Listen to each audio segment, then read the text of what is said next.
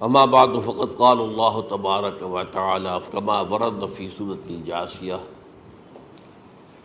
اعوذ باللہ من الشیطان الرجیم بسم اللہ الرحمن الرحیم وَإِنَّهُ لَعِلْمٌ لِلسَّاعَةِ فَلَا تَمْتَرُنَّ بِهَا وَاتَّبِعُونِي هَذَا صِرَاطٌ مُسْتَقِيمٌ صدق اللہ العظیم۔ رب اشرح لی صدری ویسر لی امری واحلل عقدۃ من لسانی یفقہوا قولی۔ اللہم ربنا الہمنا رشدنا واعذنا من شرور انفسنا۔ اللہم ارنا الحق حقا وارزقنا اتباعہ وارنا الباطل باطلا وارزقنا اجتنابہ، آمین یا رب العالمین۔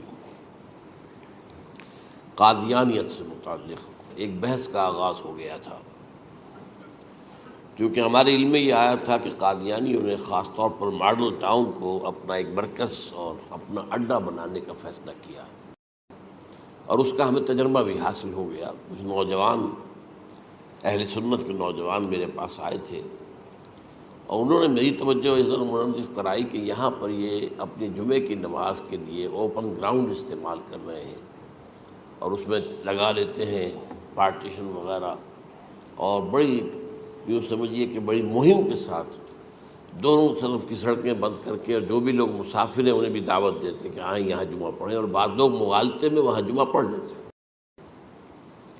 تو اس کے حوالے سے انہوں نے کوشش کی کہ کچھ نہ کچھ اس سلسلے میں، کیونکہ انہوں نے مجھے لا کر قانون دکھایا۔ پاکستان میں جو قانون نافذ ہے وہ یہ ہے، چاہے یہ کہ وہ نافذ نہیں ہے بالفعل، لیکن ہے قانون کی کتاب میں تو موجود ہے، کہ قادیانی اپنے کوئی جو بھی ان کے نزدیک بھی ان کے مذہبی شاعر ہیں، ان کو مسلمانوں کی شکل میں برملا علی الاعلان ادا نہیں کر سکتے، کیونکہ وہ تو دھوکہ دینی بات ہو گئی کہ لوگ سمجھیں گے یہ مسلمان ہی ہیں۔ اب جب انہیں، آپ کو معلوم ہے کہ ہماری پوری جو مرکزی اسمبلی تھی، نیشنل اسمبلی، اس کے فیصلے کے تحت قرار دیا گیا بالاتفاق کہ قادیانی غیر مسلم ہے، دائرہ اسلام سے خارج ہے۔ یہ تو فیصلہ ہوا پارلیمنٹ کا اس بڑے پیمانے، بعد میں پھر ضیاء الحق صاحب کے زمانے میں یہ تو ہوا تھا، آپ کو معلوم ہے، بھٹو کے زمانے میں۔ تو ضیاء الحق صاحب کے زمانے میں اسی کی گویا کہ فردر سٹیپ کے طور پر یہ بات طے کی گئی اور قانون بنا دیا گیا کہ وہ اپنی مسجد کو مسجد نہیں کہہ سکتے اور مسجد کی صورت پر نہیں بنا سکتے کہ گزرنے والے کو یہ خیال ہو کہ یہ مسجد ہے۔ اسی طرح وہ اگر کوئی اسلامی شاعر کا ارتکاب کریں گے علی الاعلان تو بھی یہ قابل تعزیر ہے، جرم ہے۔ وہ اپنے کئی احاطوں کے اندر، اپنے گھروں کے اندر جو چاہیں کریں، لیکن کھلے میدان میں آ کر جو شاعر اسلامی بہرحال ان لوگوں نے سب کچھ اڈاپٹ تو کر رکھا ہے۔ سب سے بڑی بات تو وہ ہے کہ انہوں نے ایک جھوٹے نبی کا اقرار کیا ہے کہ وہ نبی ہے، اس نے ہمارے درمیان فصیل حائل کر دی ہے۔ اب جو اس کو مانتے ہیں ان کے نزدیک ہم کافر ہیں۔ آپ کو معلوم ہے کہ یہ میں بیان کر چکا ہوں کہ حالانکہ قائد اعظم کا کتنا بڑا احسان تھا کہ چودھری ظفر اللہ خان کو انہوں نے فارن منسٹر بنایا پاکستان کا، لیکن جب ان کا انتقال ہوا ہے قائد اعظم کا تو اس کی جنازے کی نماز میں شریک نہیں ہوا، وہ شخص موجود رہا۔ جو دوسرے ممالک کے سفراء آئے ہوئے تھے، ظاہر بات ہے وہ مسلمان تو نہیں تھے، کوئی عیسائی تھے یا کوئی اور تھے، ہندو تھے، بدھ تھے، جو بھی تھے۔ اب چونکہ قائد اعظم کا انتقال تھا ایک مملکت کے صدر کا، تو وہ لوگ سبھی موجود تھے، لیکن ظاہر ہے کہ وہ نماز میں شریک نہیں ہوئے، وہ مسلمان تو نہیں تھے۔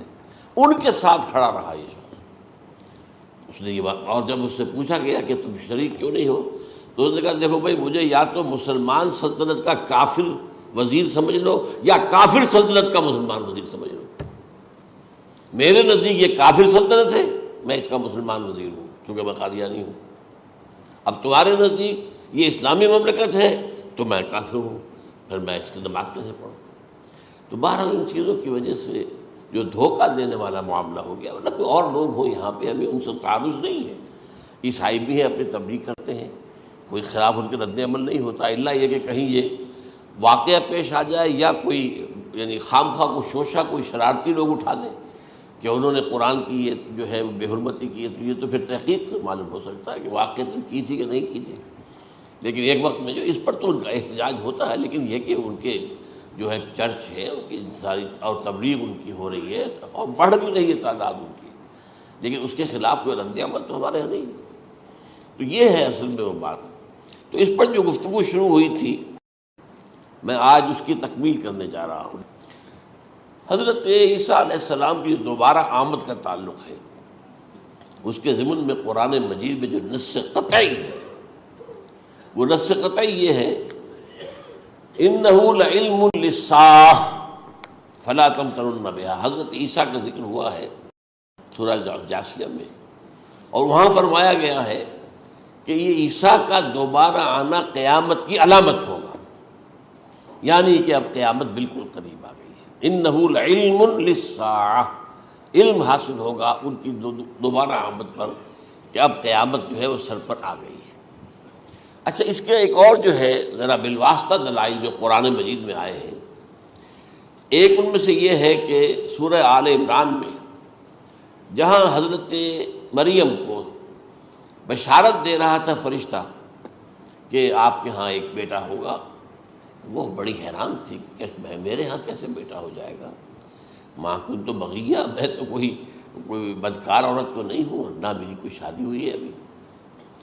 تو اس میں جو باتیں بیان کی تھی فرشتے نے، وہ جو بیٹا ہوگا اس کی کیا شان ہوگی، اس میں یہ الفاظ بھی آتے ہیں وَيُكَلِّمُ النَّاسَ فِي الْمَهْدِ وَكَهْلًا، وہ باتیں کرے گا، لوگوں سے گفتگو کرے گا جبکہ وہ پنگھوڑے میں ہوگا، بچہ ہوگا، گود میں ہوگا، اور کہل کے وقت، کہل کہتے ہیں جب آدمی کی عمر میں جو ہے 40-45 کا کسی بھی اوپر ہو جائے، آپ پہلے طفل کہتے ہیں پھر جوان کہتے ہیں، عربی زبان میں شاب کا لفظ آتا ہے، بہت جوان، بڑی اچھی صحت میں ہے، اس کے بعد پھر ظاہر بات ہے ڈلوان شروع ہوتی ہے، یہ کہل ہے۔ جب بڑھاپے کے آثار شروع ہوتے ہیں، بال سفید ہونے شروع ہوتے ہیں، تو یہ کہل ہے، قبول۔ اب سوال یہ ہے اس گھوڑے میں بات کر دیں، یہ تو معجزہ ہے، لہذا اس کا ذکر یہاں پر مناسب ہے۔ یہ بڑے ہو کر بات کرنے کی کیا ضرورت تھی کہنے کی، وہ تو سبھی کرتے ہیں انسان، یہ اسی لیے کہ معلوم ہو کہ کہولت بھی انہیں آئے گی یار، حالانکہ آپ کو معلوم ہے سب مانتے ہیں، عیسائی بھی مانتے ہیں، سب مانتے ہیں، 33 برس کی عمر میں انہیں اٹھا لیا گیا ہے، اس دور میں تو کہولت آئی نہیں، اس لیے قرآن ذکر کر رہا ہے۔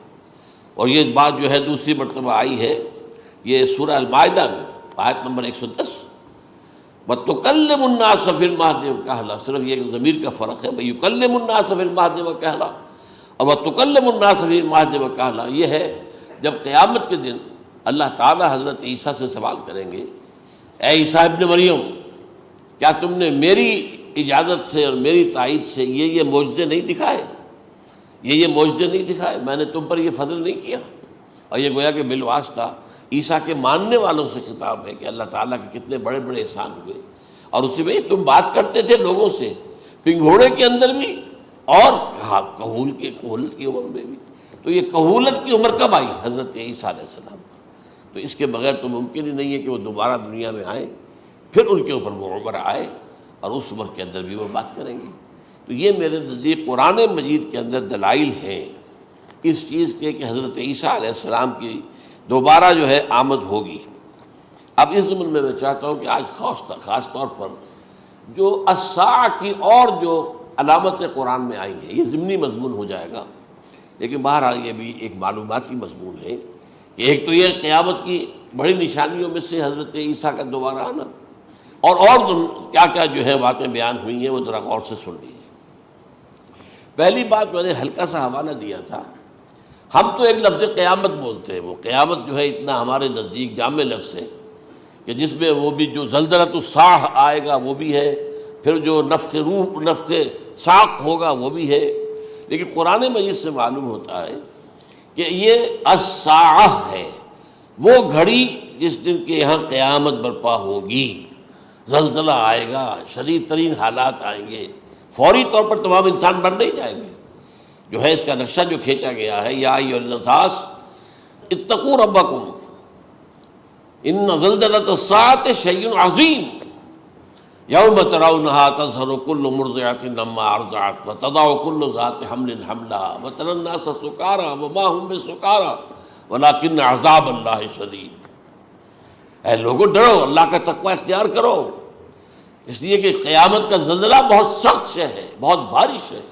ان زلزلۃ الساعۃ شیء عظیم، جب پہاڑ چل رہے ہوں گے اور جو ہے انسان جو ہیں گے وہ جس طرح پروانے ہوتے ہیں، پتنگے ہوتے ہیں، ایسے اڑ رہے ہوں گے انسان، اور اس میں یہ بھی حال ہوگا کہ لوگ جو ہے ہر جو دودھ پلانے والی ہے وہ اپنے بچے کو بھول جائے گی۔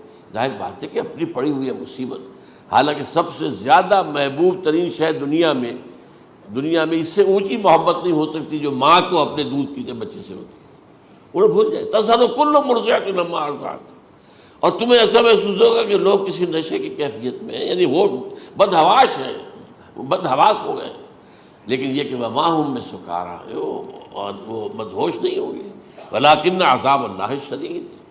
تو یہ ہے زلزلۃ الساعہ، وہ ایک خاص وقت جو ہے، ایک خاص گھڑی جس میں کہ یہ ہونا ہے۔ اس کے علاوہ قرآن مجید میں القارعہ، القارعہ مالقارعہ وما ادراک ما القارعہ، یوم یکون الناس کالفراش المبثوث وتکون الجبال کالعہن المنفوش۔ اب یہ کیا ہے؟ یہ نقشہ قیامت، یہ الساعہ، القارعہ الساعہ۔ اسی کے ساتھ قرآن میں آتا ہے الواقعہ، اذا وقعت الواقعۃ لیس لوقعتها کاذبہ، تو یہ خافضۃ رافضہ، یہ الفاظ سورہ واقعہ میں ہے۔ اسی طریقے سے اور جو ہے الحاقہ، ما الحاقہ وما ادراک ما الحاقہ، یہ تمام جو الفاظ قرآن مجید میں آئے ہیں یہ آئے ہیں الساعہ کے لیے، قیامت کے لیے نہیں۔ قیامت میں بعد میں بتاؤں گا آپ کو۔ چنانچہ 3 نفخے ہیں جو قرآن سے ثابت، نفخ فی الصور، اور اس نفخ فی الصور کا یہ عالم ہوگا یوم ینفخ فی الصور ففزع من فی السماوات ومن فی الارض الا من شاء اللہ، جس دن پھونکا جائے گا سور میں، اور اس وقت صورتحال یہ ہو جائے گی کہ جو بھی آسمانوں میں ہے، زمین میں ہے، سخت پریشانی اور سخت پشیمانی اور ایک طرح کے مرعوبیت اور خائف ہو کر رہ جائیں گے، الا ان کے کہ جن کو اللہ چاہے، اس کے کوئی ملائکہ مقربین ہوں گے۔ من فی السماوات فی الارض ہے، اس کے ساتھ ہی یہ کہہ دیا گیا ہے، لیکن یہ باقی پورے لوگوں کے اوپر، پوری مخلوقات کے اوپر ایک جو ہے گھبراہٹ کی کیفیت طاری ہو جائے گی۔ تو یہ ہے پہلا فضا۔ دوسرا فضا کیا ہے؟ فضا صعق، صعق کہتے ہیں آدمی کا بے ہوش ہو جانا۔ یہ دوسری مرتبہ جب سور پھونکا جائے گا، وَنُفِخَ فِي الصُّورِ فَصَعِقَ مَن فِي السَّمَاوَاتِ وَمَن فِي الْأَرْضِ إِلَّا مَا شَاءَ اللَّهُ، یہ ہے کہ اس کے بعد وہ سب کے اوپر موت طاری ہو جائے گی۔ یہ دوسرے سور پھونکے جانے کے بعد ہے۔ پھر ثُمَّ نُفِخَ فِيهِ أُخْرَى، پھر ایک مرتبہ اور پھونک ماری جائے گی، یہ تیسرا ہو رہا ہے۔ فَإِذَا هُمْ قِيَامٌ يَنظُرُونَ، تو اچانک سب کے سب کھڑے ہوں گے اللہ کی طرف دیکھتے ہوئے۔ اب یہ جو ہے یہ ہے یوم القیامہ، قام یقوم قیامتاً، کھڑا ہونا، کیونکہ اس دن یوم یقوم الناس لرب العالمین، جس دن کے تمام انسان جو ہے کھڑے ہو جائیں گے اپنے رب کے حضور میں، جس کا نقشہ کھینچا گیا ہے اذا دکت الارض دکا دکا وجاء ربک والملک صفا صفا۔ تو یہ سب کے سب انسان بھی جو ہے موجود ہوں گے، فرشتے صفے باندھے ہوئے ہوں گے، اور اللہ تعالیٰ جو ہے اپنے خاص عرش کے ساتھ، یحمل عرشہ ثمانیہ، 8 فرشتے اس عرش کو اٹھائے ہوئے ہوں گے، جبکہ یہ آسمان پھٹے گا اور اس روئے ارضی پر اللہ تعالیٰ کا نزول ہوگا۔ یہ جو ہے ہمارا یوم القیامہ یہاں ہے، یوم القیامہ ہی میں جو فیصلے ہونے یہاں ہونے، قصہ زمین برسر زمین، جو نیکیاں تم نے یہاں کمائی ہیں یا جو بدیاں تم نے یہاں جن کا ارتکاب کیا کا فیصلہ یہاں ہوگا۔ اس کے بعد واللہ عالم کچھ اور بھی چیزیں ہیں، لیکن یہ کہ وہ سب عام طور پر لوگوں کے علم میں نہیں ہے۔ میں نہیں چاہتا کہ خام خواہ کسی نئی بات سے کوئی جو ہے ذہنوں کے اندر کوئی ایک تشکیک پیدا ہو جائے اور شبہات پیدا ہو جائے، لیکن یہ چیزیں جو میں نے آپ سرچ کی از قرآن ثابت ہے، اسی زمین پر اترنا ہے۔ وجاء ربک والملک صفا صفا، یہ سب کے سب آئیں گے، اور ملائکہ، اور اس کے علاوہ جو ہے دوسرے مقامات پر جس کا نقشہ کھینچا گیا ہے سورۃ الحاقہ ہی کے اندر ہے۔ اللہ کا عرش جو ہے 8 فرشتے اٹھائے ہوئے نیچے اتریں گے۔ تو یہ تمام چیزیں قرآن مجید میں مذکور ہیں، اور یوم القیامہ یہی ہوگا، لیکن وہ ہے یوم القیامہ۔ ہم قیامت کہتے ہیں اس کو جس کو قرآن کہتا ہے الساعہ، الزلزلہ، الحاقہ، القارعہ، الواقعہ، یہ ہے در حقیقت جو پہلا معاملہ ہے کہ اس کے اندر جو ہے فضا ہو جائے۔ اب دیکھیے جو علامات قیامت احادیث میں آئی ہیں وہ میں آج آپ کو سنا رہا ہوں۔ ان کو دو حصوں میں تقسیم کیا جاتا ہے، علامات صغریٰ، علامات کبریٰ۔ چھوٹی نشانیاں جو درجہ بدرجہ درجہ بدرجہ درجہ بدرجہ حاضر سامنے آئیں گے۔ ایک ہے بالکل قیامت سے متصل قبل بڑے جو خرق عادت واقعات ہوں گے وہ آئیں گے۔ اچھا، پہلی چیز کے سلسلے میں حضرت انس رضی اللہ تعالیٰ عنہ سے یہ مروی ہے اور یہ حدیث متفق علیہ ہے۔ پہلی علامت حضور نے بیان کی قیامت کی علامات میں سے، اب میں لفظ قیامت اسی معنی میں بول رہا ہوں جس میں کہ ہم عام طور پر بولتے ہیں۔ آپ نے فرمایا علم اٹھا لیا جائے گا، جہالت کا دورہ ہوگا۔ اب یہ کون سا علم اٹھایا جائے گا؟ سائنس کا علم نہیں، دین کا علم۔ آج تو ساری قدر و قیمت جو ہے جس کے لیے دوڑتے ہیں لوگ، لاکھوں روپے کی فیسیں دے کر ایم بی اے ہو رہے ہیں، یہ جو ہے اکاؤنٹنسی کا پاس کر رہے ہیں، یہ سی اے کر لیا ہے، یہ کوئی اور جو ہے فزکس میں کہیں کیمسٹری میں ڈاکٹریٹ کر لی ہے، ڈاکٹر بن گیا تو کیا ہی کہہ رہے ہیں۔ اس لیے کہ بڑی چیز جو پاکستان سے ایکسپورٹ ہوتی ہے وہ ڈاکٹر ہیں۔ جو اتنے بڑے پیمانے پر جو کالج کھلے ہوئے، 3 لاکھ روپے ایک سال کی فیس، 5 لاکھ روپے ایک سال کی فیس، یہ کیوں لیتے ہیں اور کیوں لوگ دیتے ہیں؟ کہ موقع مل جاتا ہے ایم بی بی ایس کر کے۔ امریکہ کے اندر بھی ڈیمانڈ ہے، ان کے ہاں ڈاکٹر جو ہیں جتنے ہونے چاہیے نہیں ہے، لہذا اور بھی بہت سی جگہوں پر ڈیمانڈ ہے۔ تو جس چیز کی مارکیٹ میں ڈیمانڈ ہے وہ علم ہے۔ آج علم کمپیوٹر کا علم ہے یہ، حالانکہ ان میں سے کسی کے اوپر لفظ علم کا اطلاق میرے نزدیک غلط ہے، جہالت ہے۔ علم وہ ہے جو ذہن کو جلا دے، جو سوچ کو جلا دے، روشنی پیدا کرے، دماغی روشنی، وسعت دے، انسان کے فکر کو وسعت دے، اس کے ذہنی جو ہے جو افق ہے اس کو وسیع کرے۔ علم تو وہ ہے جو حقیقت کے کیا علم بھی اس سے عطا فرمائے۔ قرآن ہے، حدیث ہے، باقی اور چیزیں جو اس سلسلے میں آ سکتی ہیں وہ ہے کہ جو قرآن اور حدیث کی سمجھنے میں مومن ہوں اور زیادہ جو ہے اس کے تک فہم کو آسان کر دیں۔ لیکن یہ کہ فرمایا علم اٹھا لیا جائے گا، جہالت کو فروغ ہوگا۔ ظاہر بات ہے، ایک ہی بات ہوئی ہے۔ دوسرے نمبر پہ یہ ہے کہ جہالت کو فروغ ہوگا۔ نمبر 3 زنا کثرت سے ہوگا۔ نمبر 4 شراب نوشی عام ہو جائے گی۔ نمبر 5 عورتوں کی تعداد بہت زیادہ ہو جائے گی، مردوں کی تعداد کم ہو جائے گی، یہاں تک کہ 50 عورتوں کا خیر خبر کرنے والا، کوئی نگرانی کرنے والا، وہ ایک مرد۔ اچھا، یہ تو ہے ایک حدیث جو میں نے آپ کو بیان کر دی، متفق علیہ، یہ بخاری اور مسلم دونوں میں ہے۔ دوسری حدیث بخاری کی ہے، اس کو حضرت ابو ہریرہ رضی اللہ تعالیٰ عنہ نے روایت فرمایا ہے، قیامت آئے گی جب امانت ضائع ہو جائے گی۔ آج ہمارے ہاں امانت کے ضائع ہونے کا جو نقشہ ہے شاید پوری دنیا میں کہیں اور نہیں۔ جس طرح کے غبن یہاں ہوتے ہیں، جس طرح کک بیکس جو ہے وہ لیے جاتے ہیں، اس غریب یعنی قوم غریب ہے لیکن یہاں وہ امیر بہت بڑے بڑے لوگ ہیں، وہ تو دنیا بھر کے ٹاپ کے امیروں کے اندر اس کا شمار ہو جائے گا۔ لیکن یہ کہ یہ سب امیر کیسے بنے؟ غبن بلین آف ڈالرز کا، اب تو اس سے کم کی تو بات ہی نہیں ہوتی۔ فلاں نے اتنے بلین جو ہے پیسے اپنا جو ہے قرضہ معاف کرا لیا۔ بھائی کس نے کیا، کون کرتا ہے معاف؟ یہ کسی کے باپ کی جاگیر ہے؟ یہ پیسہ بینک کے اندر حکومت کا ہے کہ حکومت کو اختیار ہو کے وہ رائٹ آف کر دے ان کے جو ہے ان کی جائیدادیں کرو ضبط۔ لیکن ہوتا کیا ہے، بینک آفیسر بے ایمان ہے، وہ کہتا تھا 1 کروڑ کا قرضہ لے جاؤ، 10 لاکھ مجھے دے جاؤ، چاہے تم میرے پاس کوئی ڈاکومنٹ جو ہے ایسے نہیں دے سکتے، حالانکہ ہونا چاہیے کہ اتنا بڑا قرضہ لے رہے ہو تو ڈاکومنٹس یہاں پر ہمارے سامنے لاؤ کہ اگر تم نہ دے سکو تو ہم ان ڈاکومنٹس کے ذریعے سے تمہاری جائیداد، تمہاری کوئی جاگیر، تمہاری کوئی اور چیز اس کو قبضہ کریں۔ جب وہ وقت آتا ہے دیکھتے ہیں تو یہ ڈاکومنٹس ہی فیک ہیں۔ اللہ اللہ خرچ کیا کرے گا کوئی؟ بینک کا باپ بھی واپس نہیں لے سکتا۔ اور یہ سب کس کی بے ایمانی ہے؟ وہ جو بیٹھا ہوا بینک مینیجر، سارا سودا اس کے مابین ہوتا ہے۔ کہ 1 کروڑ ہے نا، 10 لاکھ مجھے، 90 تم لے جاؤ، باقی یہ کہ ٹھیک ہے میں تمہارے جو ڈاکومنٹس تم پیش کر رہے اس میں کوئی اعتراض نہیں کرتا، بس جاؤ۔ اور نمبر 2، حکومت نااہلوں کے سپرد ہو جائے گی۔ یہ ہے امام بخاری کی روایت کردہ روایت جو حضرت ابو ہریرہ سے۔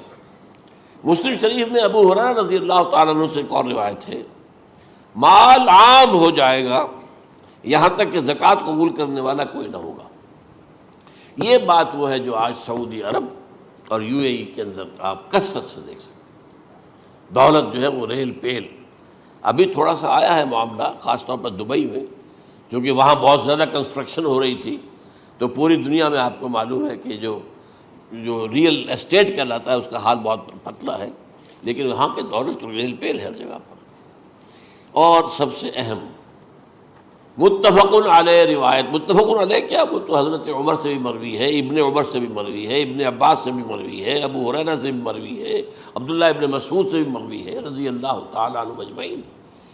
اور یہ وہ حدیث ہے جسے کہا جائے حدیث جبرائیل، جسے ام السنہ بھی کہا گیا۔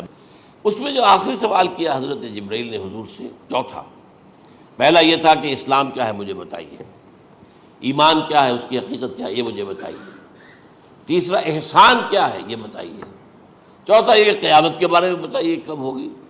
حضور نے فرمایا کہ اس کے بارے میں جس سے سوال کیا جا رہا ہے وہ اس سے زیادہ نہیں جانتا جو کہ سوال کر رہا ہے۔ اب اس کے کئی مفہوم ہو سکتے ہیں کہ بہرحال یا تو حضرت، چونکہ بعد میں معلوم ہوا کہ حضور نے پہچانا نہیں کہ یہ جبرائیل ہے، بلکہ جب سوال جواب ہو کر وہ چلا گیا شخص تو اچانک حضور کے ساتھ ذرا ردو ہو ہی لیا، ذرا بلانا اس کو دوبارہ لانا۔ اب جو دیکھا کہ یہ وجود ہی نہیں اس کا، آسمان نے اس کو اچک لیا، زمین نے نگل لیا، کیا ہوا ہے؟ پھر آپ نے یہ جبرائیل تھے جو تمہیں تمہارا دین سکھانے آئے تھے، جبکہ تم سوال نہیں کر رہے ہو۔ یہ بڑے بیسک کوسچن تھے، اس لیے کہ دنیا کے ہمارا نظام اسلام پر ہے، ایمان پر نہیں ہے، اس لیے کہ ایمان کو ویریفائی کر ہی نہیں سکتے۔ کیسے پتہ ہوگا اس میں ایمان ہے یا نہیں ہے؟ کوئی آلہ نہیں ہے، کوئی الیکٹروکارڈیوگرام ابھی تک ایسا نہیں ہے، کوئی جو ہے اور جو طریقے چل رہے ہیں وہ تو ان کے ذریعے سے یہ تو نہیں معلوم ہو سکتا ایمان ہے کہ نہیں۔ لہذا یہاں کا سارا نظام اسلام پر ہے، شہادت اللہ الہ الا اللہ وان محمد رسول اللہ، پھر ایک نظام بنا دیا، وہ اقام الصلاۃ و ایتاء الزکوٰۃ و صوم رمضان و حج البیت۔ اس میں بھی یہ ہے کہ اگر کوئی نماز کو نہیں مانتا تو کافر ہوگا، لیکن نماز پڑھتا نہیں ہے تو کافر نہیں ہے، فاسق ہے، فاجر ہے، گناہ گار ہے، کمزور مسلمان ہے۔ اس طرح زکوٰۃ کا منکر ہو جائے گا تو وہ کافر ہوگا، لیکن زکوٰۃ دے نہیں رہا ہے تو یہ گویا کہ گناہ گاری ہے، کمزوری ہے۔ تو اس حوالے سے نوٹ کر لیجئے کہ یہاں کا دنیا کا سارا اسلامی نظام اور سارا کانسٹیٹیوشنل اور لیگل سسٹم جو ہے اسلام کا، وہ اقرار باللسان پر ہے۔ ایمان ہے وہ کہ جس کی بنیاد پر وہاں فیصلے ہوں گے۔ یہاں کوئی شخص مسلمانوں کا بڑا لیڈر ہے، بڑا علامہ ہے، بڑی اس کی قدر و منزلت ہے، اس کے ہاتھ چومے جا رہے ہیں، پاؤں چومے جا رہے ہیں، ہو سکتا ہے وہاں کہا جائے دفع ہو جاؤ، تمہارے دل میں ایمان نہیں تھا، تم نے یہ سب کچھ کیا تھا اس لیے کہ کہا جائے کہ بڑے عالم ہو، اور یہ کہا جا چکا، فقط قیلا، اب یہاں کچھ نہیں ہے تمہارے پاس۔ پھر فرشتوں کو حکم ہوگا کہ اس کو گھسیٹتے ہوئے جہنم میں ڈال دیں۔ 3 باتیں بیان کی آپ نے، یہی حشر اس کا ہوگا مالدار کا، اللہ پوچھے گا میں نے تمہیں بہت مال دیا، تم نے کیا کیا؟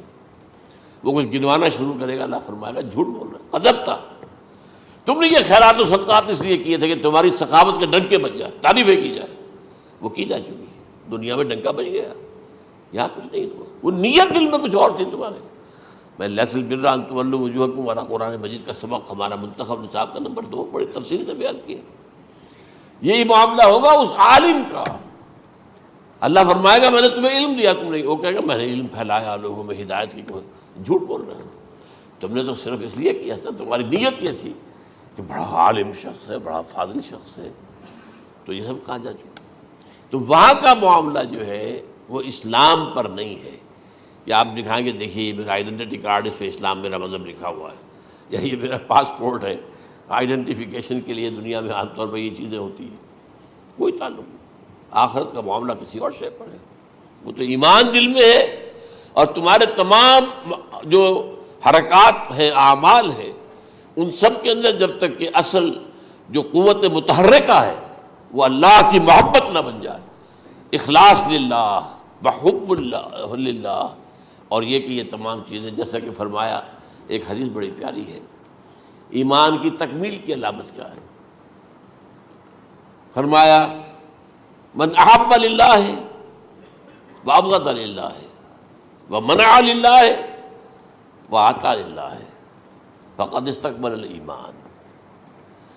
جس شخص کے نے محبت جس سے بھی کی، اللہ کے لیے کی، اپنے مفادات کے لیے نہیں، رشتہ داری کی بنیاد پر نہیں. محبت اوپر ہو جائے، رشتہ دار کا حق ہے دو، بیوی کے حقوق ہیں دو، لیکن محبت یہ اللہ کے لیے ہو کہ فلاں شخص سے مجھے محبت اللہ کے لیے. اور اگر نفرت رکھی تو اللہ کی وجہ سے رکھی، اس لیے رکھی کہ وہ اللہ کے دین سے دور ہے، وہ اللہ کے راستے پر نہیں آ رہا ہے، وہ فسق و فجور کی جو ہے زندگی کو آ رہا. اس میں بھی یہ ہے کہ یہ نہیں ہے تعلق قطع کر لو، تعلق قطع کرو گے تو تبلیغ اور اصلاح کا موقع کہاں رہے گا، لیکن دلی محبت نہیں ہوگی اس سے. تو اگر محبت ہے تو اللہ کے لیے، اور نفرت ہے تو اللہ کے لیے. اور کسی کو کچھ دیا ہے تو اس لیے کہ اللہ کا حکم ہے کہ دوں، اور کسی سے کچھ روکا ہے تو اس لیے کہ اللہ کا حکم ہے کہ روکوں، اس کو نہیں دینا ہے. فقد استکمل الایمان، تو اس شخص نے ایمان کی تکمیل کر لی. یہ ہے اصل جو ڈیسائیڈنگ فیکٹر ہے، وہ یہ ہے. اور اس ایمان کی پہلی علامت کیا ہے؟ کیسے معلوم ہو میرے اندر ایمان ہے؟ پہلی علامت سب سے کم تر درجے کا ایمان، اس میں فرمایا گیا اذا اساءت کا سیئۃ وحسنت کا حسنۃ فانت مومن. اگر کوئی اچھا کام کر کے خوشی ہو اور کوئی برا کام ہو جائے تو ملامت ہو، یہ کیا کر بیٹھا، یہ میں نے کیا کیا ہے، یہ مجھے نہیں کرنا چاہیے تھا. یہ اگر احساس ہے نیکی اور بدی کا تو تمہارے اندر ایمان ہے. یہ ایمان ہے ادنا درجے کا. اور وہ ایمان من احب للہ وابغض للہ واعطى للہ ومنع للہ فقد استکمل الایمان. اچھا، یہ جو متفق علیہ حدیث ہے جو حضرت جبرائیل کی ہے، اس میں پھر انہوں نے کہا کہ اچھا اگر آپ مجھے یہ کب ہوگی قیامت نہیں بتا سکتے تو اس کی کچھ علامتیں بتائیے. یہ بڑی عظیم تھا، کیونکہ یہ تو تمام احادیث کے اندر میں نے عرض کیا نا کہ سب سے زیادہ صحابہ سے منقول ہے. اور آپ نے فرمایا کہ جب لونڈی اپنی مالکہ کو جنے گی اور تم دیکھو گے کہ ننگے بدن ننگے پیر بھوکے ننگے بھیڑوں اور بکریوں کو چرانے والے اونچی سے اونچی عمارتیں بنانے میں ایک دوسرے کا مقابلہ کریں گے. اذا تلد الامۃ ربتہا، کیا بانی ہے؟ یہ خاص الفاظ کیوں کہے گئے؟ اولاد والدین کے سامنے دب کر رہتی تھی، کبھی سینہ تان کر بات نہیں کرتے تھے. ٹھیک ہے، کوئی بات آپ مان نہیں سکتے، ابا جان یہ بات تو میں نہیں کر سکتا.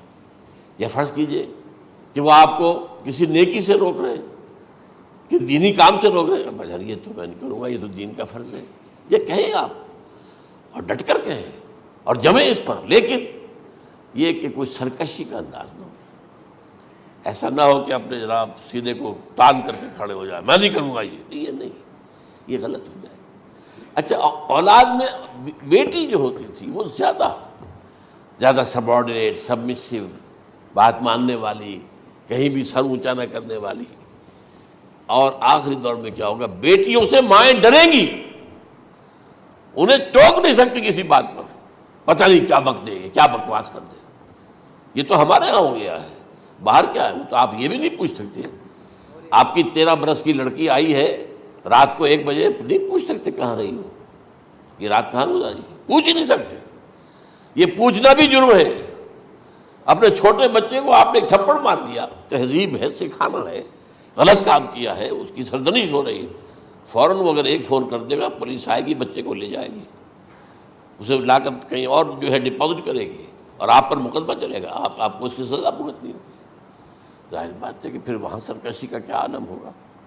پھر اولاد کہاں سر جھکائے گی، کس درجے میں جھکائے گی؟ اس کی تربیت عثمانی میں ہوئی نہیں. تو ان تلد الامۃ ربتہا، گویا کہ بیٹی کے نزدیک ماں جو ہے وہ ایسی ہو جائے گی جیسے لونڈی. گویا کہ لونڈی نے ایک اپنی مالکہ کو جنم دیا ہے، بیٹی مالکہ بن جائے گی اور ماں جو ہے لونڈی بن جائے گی، اور دولت کی ریل پیل کا ابھرتا دکان، یہ جو بھوکے ننگے اور مفلس، کیا حال تھا 100 برس پہلے، انہیں کھانے کو کچھ نہیں ملتا تھا۔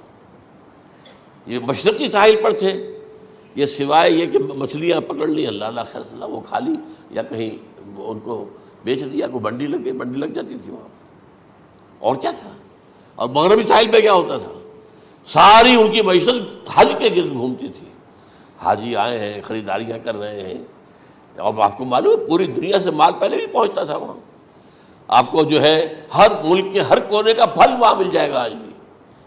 اور وہاں پر یہ ہے کہ سب سے بڑی بدوؤں کے لیے سب سے بڑی بات کیا تھی، قربانی کا گوشت، اسے وہ سکھاتے تھے، سخت چمڑے کر کے کھاتے تھے، یہ ان کا حل تھا۔ آج جا کر دیکھیے نئے شہر بن رہے ہیں، امریکنز کو کانٹریکٹ دیے جا رہے ہیں، بالکل ماڈرن شہر بنا دو، ایک ایبسلیوٹلی ماڈرن شہر جو ہے وہ جو مشرقی ساحل کے اوپر جو پہلے سے آرام کو سٹی ہے، امریکن سٹی ہو، اس کے اندر کوئی سعودی بھی داخل نہیں ہو سکتا سوائے جس کے پاس اس سٹی کی طرف سے لائسنس نہ ہو، اور اس کی چار دیواری کے اندر، چار دیواری کیا فصیل کے اندر کہی ہے، جو چاہو کرو، کوئی تم پر پابندی نہیں، ننگے نہاؤ، تالاب ہے نہا رہے، ننگی عورتیں ننگی مردیں نہا رہے، کوئی پوچھنے والا نہیں۔ اب اسی قسم کا ایک سٹی آباد ہونا جا رہا ہے مغربی ساحل پر، جدہ اور ینبوع کے درمیان، اور اس میں اصل میں جتنی بھی دولت ہے جو پیٹرول کی ہے وہ وہیں پر رکھ لی جاتی ہے امریکہ کے اندر، تاکہ امریکہ جو ہے ایسے ایسے پروجیکٹ بنا کر جب تمہیں دے گا تو اس میں سے پیسے لے گا، وہ نہیں ملتی ان کو واپس۔ بہرحال یہ تو میں نے ایک جگہ آپ سے ذکر بھی کیا تھا، دی کنفیشنز آف این اکنامک ہٹ مین، وہ کنفیشنز کی بات جو ہے اگر آپ میں سے کسی کو دلچسپی ہو تو اسے پڑھیں، کہ کس طریقے سے 1973 کے آئل امبارگو کے بعد جو شاہ فیصل شہید کے زمانے میں ہوا تھا، پھر جس طریقے سے امریکہ نے ان تمام ممالک کو جکڑ لیا ہے، اس کا پورا جو پروسیس کیا تھا وہ سامنے آتا ہے۔ بہرحال اس کے بعد آتا ہے علامات کبریٰ کا ذکر، بڑی علامتیں جو کہ بالکل خرق عادت کے انداز میں ہوگی، جن کا معاملہ جو ہے وہ آپ کے ناپ تول میں نہیں آ سکتا، آپ کی کیمسٹری فزکس اس کا جو ہے وہ نہیں کر سکتی ادراک ہوگا یہ قیامت کی۔ ان میں نمبر 1 کیا ہے، ایک بہت بڑا دھواں آئے گا، پوری دنیا کو لپیٹے گا۔ نمبر 2 دجال کا ظہور ہوگا، جو اپنی خدائی کا دعویٰ لے کر آئے گا اور بنوائے گا، اس کے ہاتھ میں ہو جائیں گے، قبضے میں ہو جائیں گے سارے ذرائع پیداوار کے، اس کی طرف بھی پہلا قدم اٹھ چکا ہو، ٹرپس کے نام سے معاہدہ ہو چکا ہے، کوئی ملک اپنا بیج پیدا نہیں کر سکتا، یہ بیج ہم نے ڈیولپ کیے ہیں، ان کے ڈیولپمنٹ سے پہلے تم ایک ایکڑ سے کتنی گندم لیتے تھے، آج کتنی لے رہے ہو، کس بنا پر؟ جینیٹکس کا جو کام ہم نے کیا ہے اس کی بنا پر ہو رہا، ہاں تو ہمارا حق ہے، اس کی رائلٹی ہمارے پاس آنی چاہیے، لہذا صرف ان اداروں سے ملٹی نیشنل سے خریدا جائے گا بیج، اور بیج بھی وہ دیں گے وہ کہ جس سے جو فصل اگے گی وہ بیج نہیں لا سکتی، وہ بیج کا کام نہیں کر سکتی۔ جیسے آپ کو معلوم ہے کہ آپ کے ہاں جو گوشت کھایا جاتا ہے مرغے کا، تو مرغا وہ جو ہے اس میں مرغا ہو یا مرغی ہو، اس کے اندر کوئی وہ کیفیت ہی نہیں ہے، ان کے انڈے جو ہے ان سے آپ بچے حاصل نہیں کر سکتے، ہے تو انڈا، دیکھنے کو تو انڈا ہے، لیکن وہ بنڈا جو ہے اس سے بچہ تو نہیں حاصل کر سکتے۔ ایسے ہی وہ گندم کا بیج دیں گے، نظر آئے گی گندم، لیکن اس کے اندر وہ صلاحیت نہیں ہے کہ اس سے جو فصل اگے گی اس کا نتیجہ جو ہے وہ بھی آپ لے سکیں، یہ ہونا ہے، اللہ جانے، قدم اٹھ رہے ہیں ادھر۔ پھر یہ ہے کہ دابۃ الارض، زمین سے ایک حیوان نمودار ہوگا، زمین شق ہوگی۔ ابھی میں کہہ رہا ہوں خرق عادت ہے، یہ چیزیں وہ نہیں ہیں جو ہماری کسی حساب کتاب میں جو باتیں پہلے آئی ہیں وہ تو حساب کتاب میں آ رہی ہیں، ساری سمجھ میں آ رہی ہیں، ساری چیزیں مشاہدہ ان کا ہو رہا ہے، لیکن یہ ہے کہ دابۃ الارض، یہ کہتے ہیں کہ کوہ صفا، اس میں تو نہیں ہے حدیث میں، کوہ صفا پھٹے گا اور اس میں سے ایک حیوان دابہ وہ ظاہر ہوگا، تو اسی لیے فرمایا ہے وَإِذَا وَقَعَ الْقَوْلُ عَلَيْهِمْ أَخْرَجْنَا لَهُمْ دَابَّةً مِّنَ الْأَرْضِ تُكَلِّمُهُمْ، تو ہم اندر سے پیٹ کے چیر کر زمین کے پیٹ کو ایک حیوان کو برآمد کریں گے جو انسانوں سے بات کرے گا، گفتگو کرے گا۔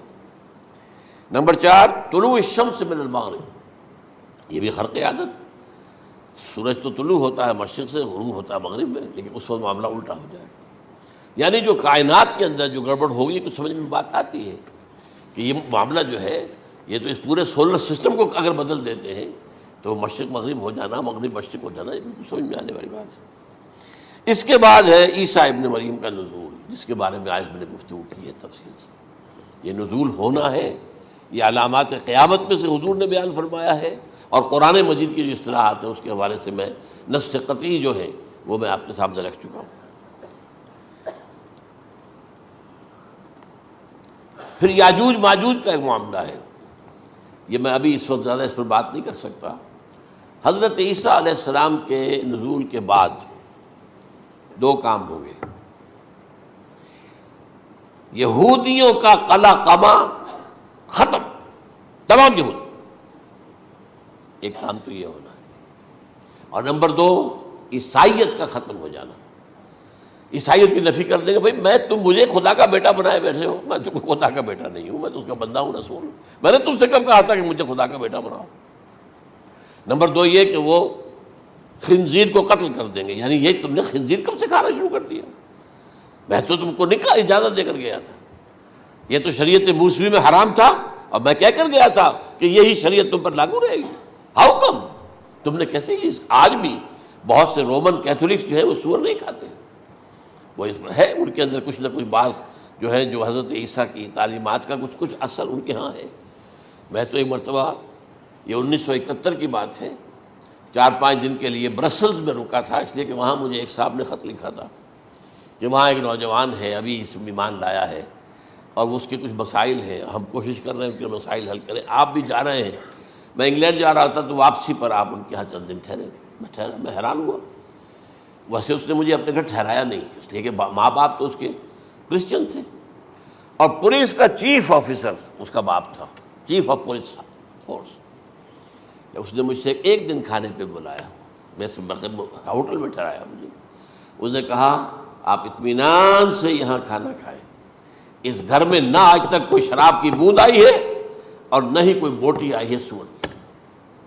رومن کیتھولکس، اب اکلوتا بیٹا تھا یہ، عبدالعزیز نے بعد میں نام رکھا، وان کینٹر اس کا نام تھا جو کہ اوریجنل تھا، پھر اس نے نام رکھا عبدالعزیز وان کینٹر، پرانا نام بھی بہرحال رکھا۔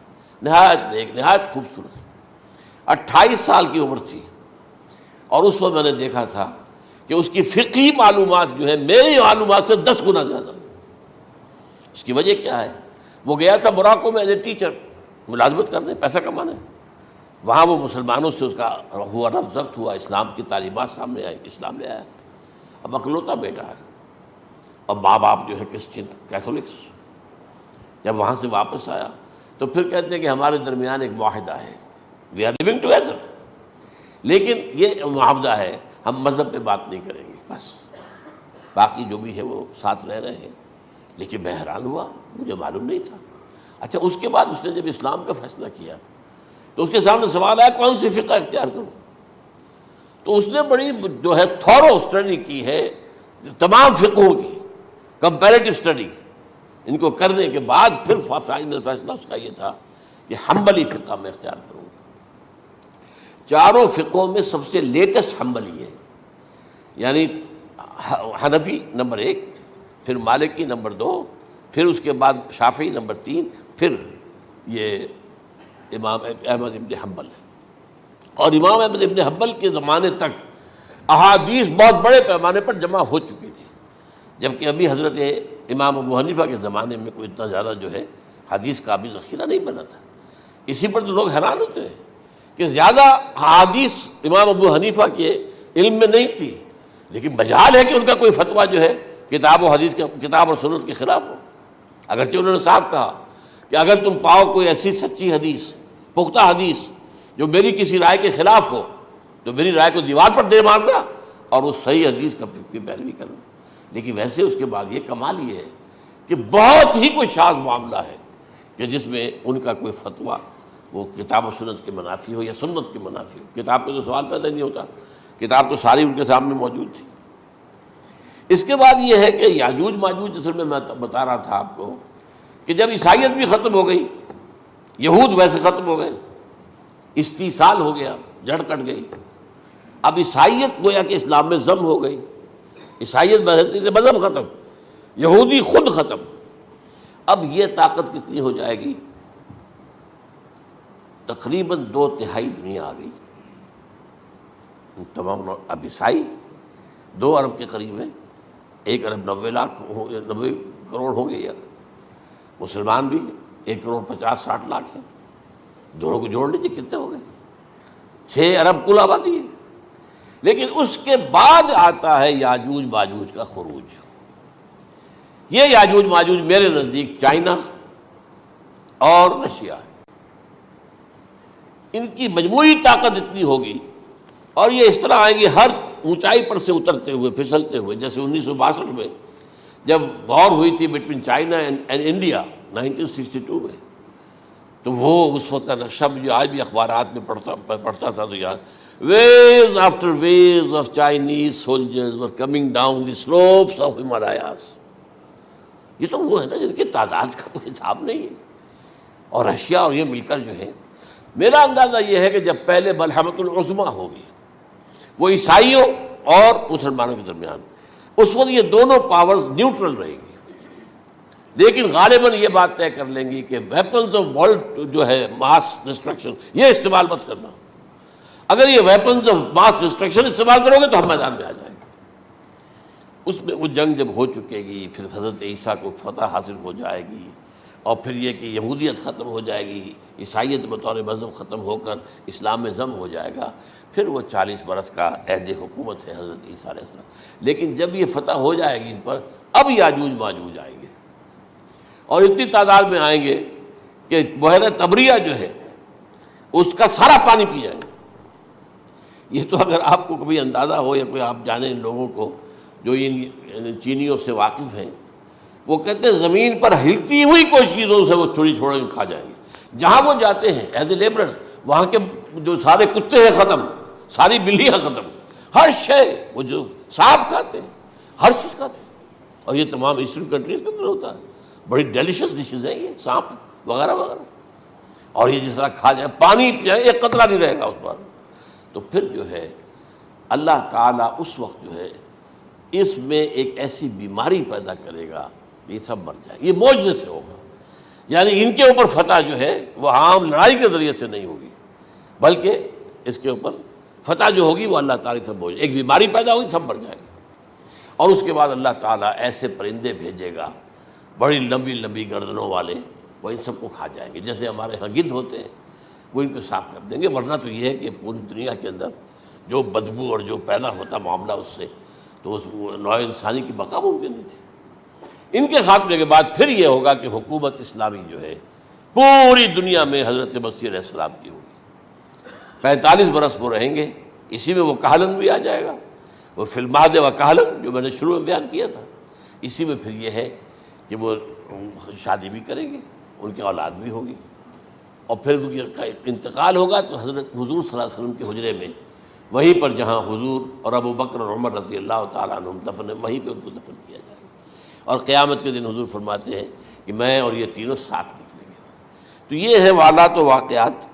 بہرحال اس میں یہ ہے کہ یہ نوٹ کر لیجئے کہ جہاں تک ہمارے ہاں آج کل کا معاملہ ہے، میرے نزدیک میں یہ کہنے پر مجبور ہوں، جو رفع و نزول مسیح کو نہیں مانتا وہ کم سے کم منکر حدیث ضرور ہے،